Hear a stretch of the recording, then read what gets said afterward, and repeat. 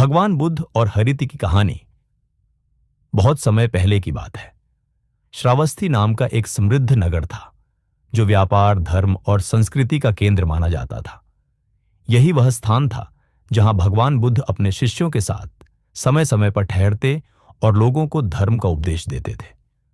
नगरवासी बड़े श्रद्धालु थे और जब भी बुद्ध श्रावस्ती में आते, नगर का वातावरण दिव्यता से भर उठता था। किंतु एक समय ऐसा आया जब इस शांतिपूर्ण नगर में भय और उदासी का साया छा गया। एक के बाद एक छोटे बच्चे अचानक गायब होने लगे। पहले तो लोग इसे संयोग मानते रहे, लेकिन जब यह घटनाएं लगातार घटने लगीं, तो नगर में चिंता और भय फैल गया।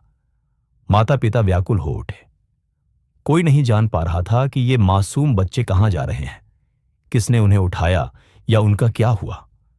अंततः नगर के दुखी और भयभीत लोग भगवान बुद्ध के पास पहुंचे।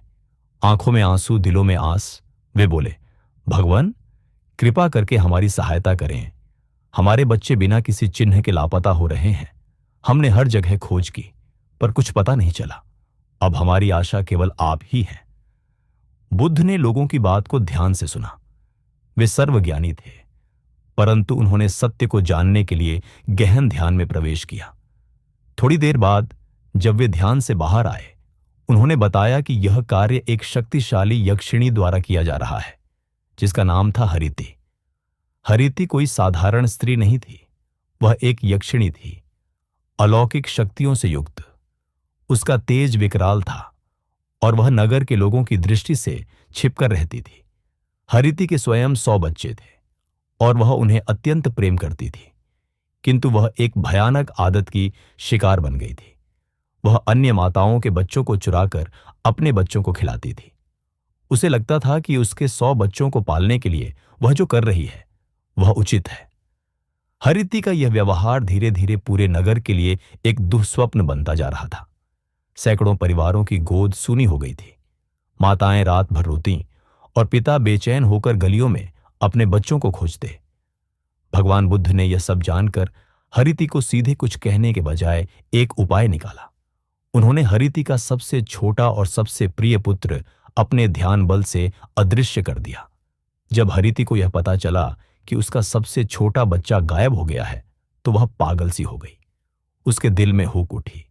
जिस पीड़ा को वह दूसरों को वर्षों से देती आ रही थी, अब वही उसके भीतर आग बनकर जल उठी।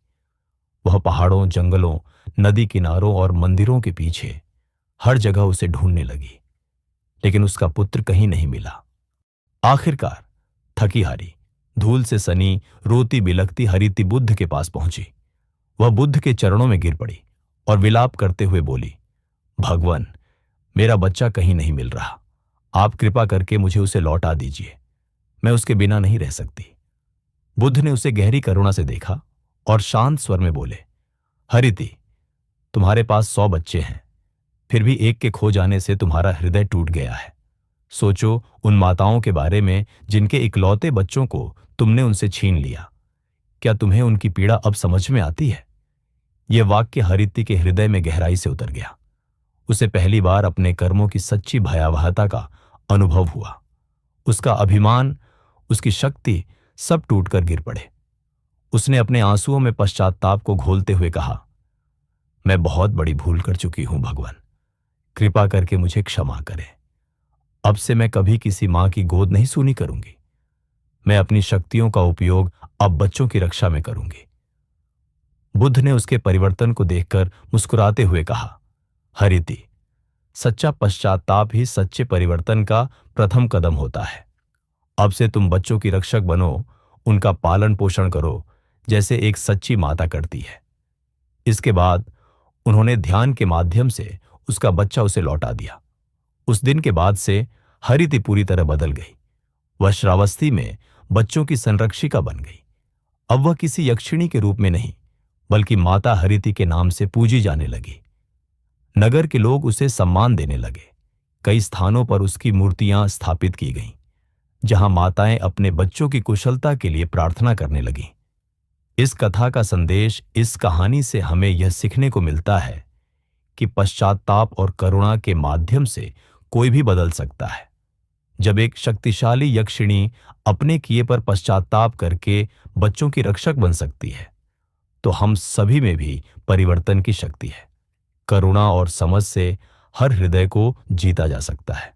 अगर आपको ये वीडियो पसंद आई तो वीडियो को लाइक करें, कमेंट करें और हमारे चैनल को सब्सक्राइब करें। नमो बुद्धाय।